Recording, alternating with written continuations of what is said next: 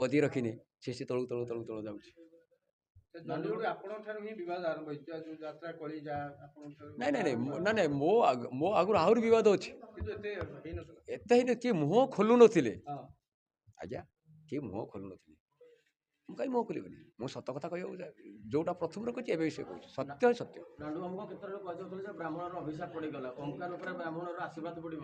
ଦେଖନ୍ତୁ ଆଜ୍ଞା, ମୁଁ କାହାକୁ ଦାନା ଦେଇପାରିବିନି, କାହା ଦାନା ମାରିପାରିବିନି।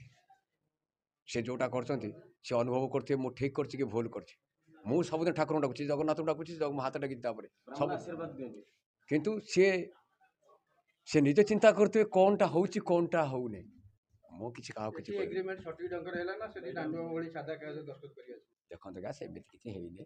ମାତ୍ର କେତେ ପଇସା ଦେଖିନି ମୁଁ ଆପଣଙ୍କୁ ଆଗରୁ କହିଛି। ଆଉ ଆମର ଯାତ୍ରା ଗୋଟେ ବିଶ୍ୱାସରେ ଚାଲେ। ଯିଏ ବିଶ୍ୱାସଘାତ କରିବ ତାକୁ ତ ଭଗବାନ ବୁଝିବେ। କିଛି ଦରକାର ନାହିଁ। ହଁ ଠିକ୍ ଅଛି।